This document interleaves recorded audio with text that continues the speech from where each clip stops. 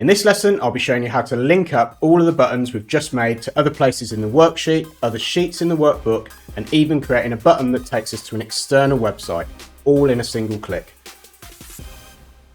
We're going to be playing around a bit with some of the rows at the top of this worksheet. So to stop the buttons or your new shapes moving around with that, remember that for each of them, and we can select them all together and do it as one, go into Format Shape with a right click, and then go into here and choose Properties and click Don't Move or Size with Cells.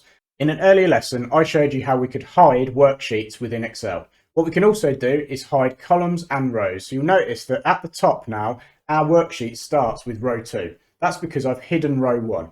Let me show you where it is. So if we just go up here until we get the double arrow, we can scroll it down and you'll see it's there. To hide it again, right click on it and click hide. Why have I left a row at the top above all of our data? As you know from earlier, I'm not a fan of spare rows, so let me assure you it's not that, and it does have a purpose. If I click on page 2 and page 3, you'll see that it's selected all of the cells in that top row. Now the format on the function that I've used to get these page things to work actually selects cells to achieve that. And I didn't want the user, or you if you're using your tool, to actually see that. So I've hidden it all in the top row. So it doesn't look like it's happening, but it's happening behind the scenes. If we press Control and then press the F3 key on our keyboard in Windows, we'll see this name manager thing appear on here.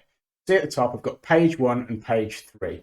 And they refer to areas within our sheet. So we've got dashboard B1 to P1, and that's what I consider to be the first page in my worksheet, or the area that I want to navigate to. Equally, I've got page 3, which is AR1 to BP1. So all of them refer to that top row that we've hidden. What we haven't got in there is page 2, because I've taken it out, and we're going to recreate that now.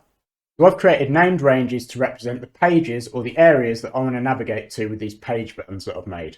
To decide what those areas should be, what I've done is looked at the visible area on the screen. So for this page 1, where I've got a graph and this table, it goes from B across to P.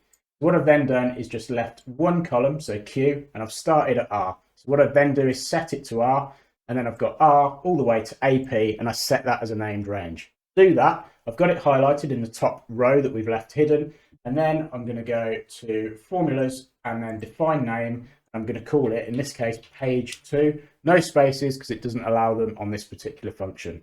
Hit OK. That is now a listed name range. And if we do Control F3 again, we'll see that it's added page 2 and it refers to dashboard R1 to AP1. Now all that's left to do is link our shape or our button to our named range that we've just created. So for page 2, we right click on it there, click Link. And then in here, we've got place in this document, and you'll see the defined names listed below. Page 1, page 2, page 3. We want to click page 2, click OK, and now we can click between page 1, page 2, and page 3. All that's left to do is just hide row 1 again. So click on hide, and then we've got a really nice navigation between the 3 pages. Creating the links between the different sheets, so in this case, dashboard and sample data, is even easier, because I haven't actually used named ranges for those. I've just used places within the existing workbook. So if I right click on this dashboard one and do edit link, I've actually linked it to dashboard as a tab and cell A1. Click OK, and that now takes me back to the dashboard. What I've done is just coloured the buttons on the individual tabs. So see if I do it down here instead of using buttons. So if I go to the sample data tab is grey to represent that it's been selected. Just colouring the shape, it's nothing special. Same with the dashboard tab, I've coloured them the other way around. So it looks and gives the appearance of a selection, where in fact it's just represented by the colour of a shape.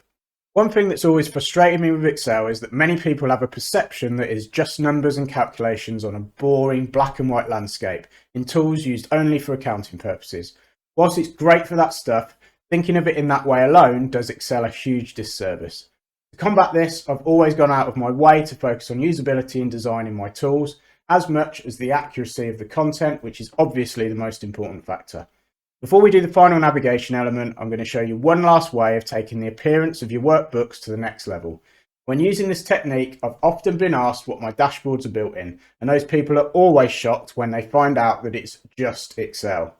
If we go into the View menu in the ribbon, we'll see that there's still 2 tick boxes in this area here. If we click on Formula Bar, it will get rid of the formula bar that sits there. Let me just turn it back on so I can show you again. Formula bar, untick, and it's gone. The headings refer to these column headings and these row headings down here. So if we click on that, it gets rid of them completely. Now, if we click over in this top right hand corner and click auto hide ribbon, that's going to get rid of the ribbon that we're working with as well. The only thing left on the screen then is the tabs at the bottom. Now that turns Excel into a presentation tool which looks a lot more like a website.